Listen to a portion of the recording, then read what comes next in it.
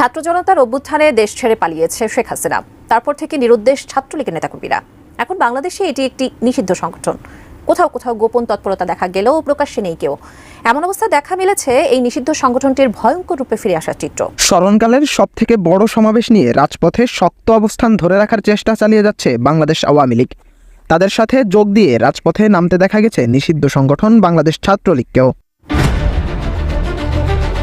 বাংলাদেশের আইন অনুযায়ী ছাত্রলীগ এখন নিষিদ্ধ একটি সংগঠনের নাম। আসসালামু আলাইকুম প্রিয় দর্শক, গুরুত্বপূর্ণ ভিডিওতে আপনাকে স্বাগতম। দর্শক, আজকের এই ভিডিওতে বেশ কয়েকটি গুরুত্বপূর্ণ ভিডিও ফুটেজ নিয়ে হাজির হয়েছি। এমনকি দর্শক, আজকের ভিডিওর শুরুটা দেখেই বুঝতে পেরেছেন আজকের নিউজটা কতটা গুরুত্বপূর্ণ হতে চলেছে। এমনকি দর্শক, আজকের নিউজে কি ধরনের ভিডিওগুলো আপনারা দেখতে চলেছেন। তো দর্শক, যারা এই ভিডিওটি প্লে করেছেন তাদের উদ্দেশ্যে বলবো, না টেনে সম্পূর্ণ ভিডিওটি মনোযোগ সহকারে দেখবেন, তাহলে এই বিস্তারিত বিষয়গুলো আপনারা বুঝতে পারবেন। তো দর্শক, আসুন আমরা আর কথা না বাড়িয়ে আমরা মূল ভিডিওটি দেখে আসি। তার আগে আমার চ্যানেলে নতুন হলে চ্যানেলটিকে সাবস্ক্রাইব করে রাখবেন পরবর্তী ভিডিওর আপডেট পাওয়ার জন্য। এমনকি দর্শক, একটি লাইক দিয়ে দেখতে থাকুন সম্পূর্ণ ভিডিওটি।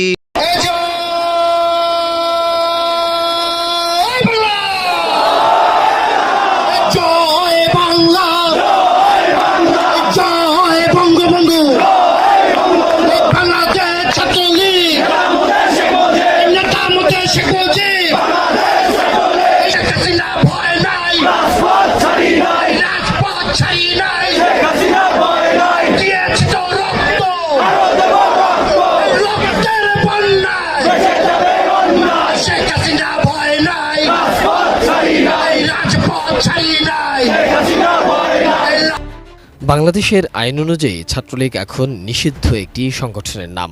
জুলাই গণ আন্দোলনে ছাত্রদের উপর হামলা ও গত 15 বছরে শেখ হাসিনা সরকারের হেলমেট বাহিনী হিসাবে কাজ করার অভিযোগ এই সংগঠনটির বিরুদ্ধে।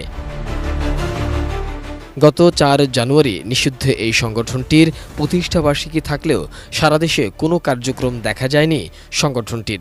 তবে নিষিদ্ধ এই সংগঠনের সভাপতি সাদ্দাম হোসেনকে প্রায় সামাজিক যোগাযোগ মাধ্যমে দেখা যায়। তবে কোথা থেকে সেই ভিডিও বার্তা দেয়া হয় তা নিশ্চিত নয়।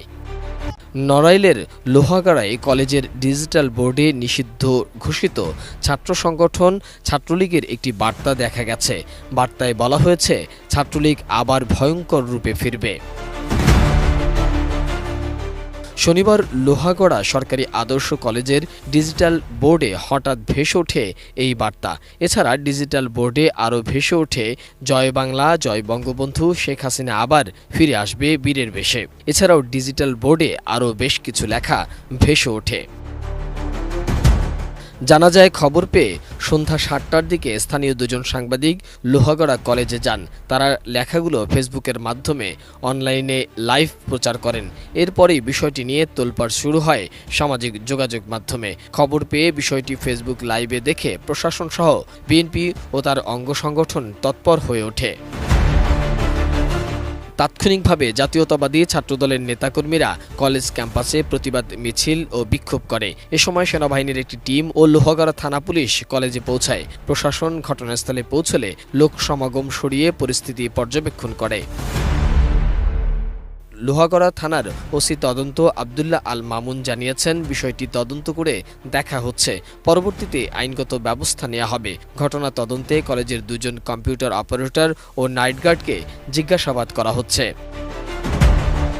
লোহাগড়া সরকারি আদর্শ কলেজের ভারপ্রাপ্ত অধ্যক্ষ কামরুন নাহার লীনা জানিয়েছেন, সেনাবাহিনীর সদস্যরা চলে গেছেন, পুলিশ প্রশাসন বিষয়টি তদন্ত করছেন। নিষিদ্ধ ছাত্রলীগের এমন প্রচারে রাজনৈতিক মহলে ও প্রশাসনে তোলপাড়ের সৃষ্টি হয়েছে।